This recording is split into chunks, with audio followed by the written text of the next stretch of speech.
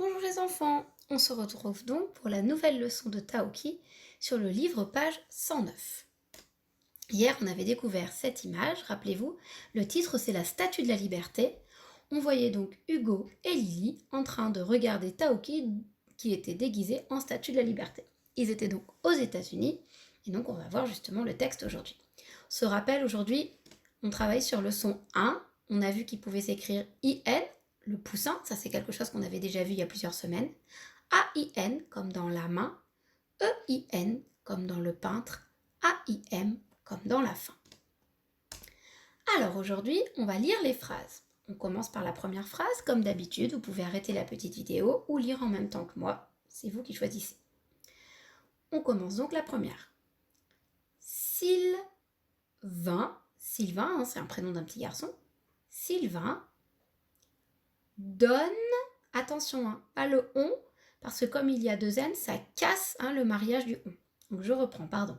Sylvain donne du pain à celle qui a faim. Sylvain donne du pain à celle qui a faim. Celle, c'est le mot-outil du jour. Elle, vous savez déjà le lire. Et bien du coup, avec le C devant, ça fait celle. Deuxième ligne. Le peintre est arrivé en train le lendemain. Le peintre est arrivé en train le lendemain. On passe à l'histoire de Taoki. On revoit le mot outil, le petit mot celle. Quand on parle de quelqu'un, on parle d'une fille, on dit celle qui a les cheveux longs, par exemple. Allez, c'est parti, l'histoire de Taoki. Le lendemain matin, les trois copains partent voir la grande statue. Le lendemain matin, les trois copains partent voir la grande statue. On sait de quelle statue il parle, il parle de la statue de la liberté. C'est l'un des monuments les plus connus au monde. C'est l'un des monuments les plus connus au monde. C'est vrai que si on montre l'image de la Statue de la Liberté à beaucoup de gens dans la rue, beaucoup vont savoir ce que c'est. Elle est située au sud de Manhattan. Difficile à lire ce mot. On aurait tendance à dire Manhattan, mais en fait c'est Manhattan. C'est un quartier du coup dans la ville et elle est située au sud, donc plus vers le bas de ce quartier. On parle de la statue bien sûr. Lily discute avec un groupe de touristes.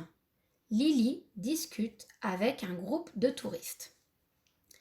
Leur guide est américain. Leur guide est américain. Souvent comme ça, quand on part en voyage, on peut avoir un guide pour faire des visites.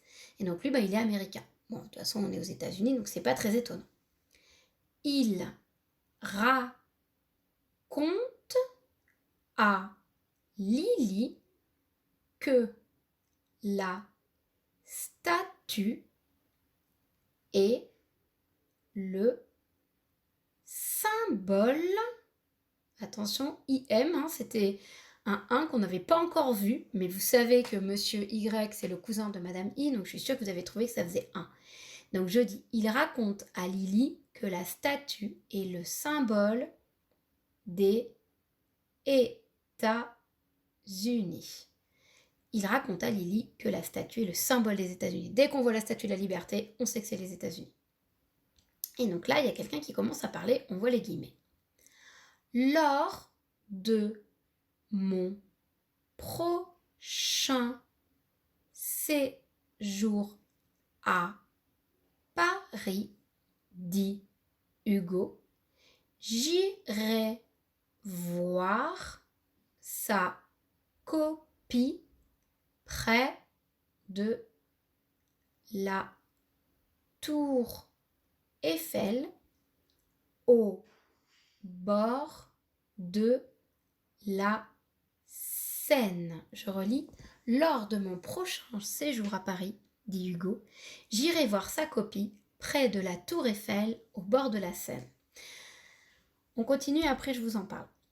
Elle est plus petite que celle d'ici, n'est-ce pas, Taoki?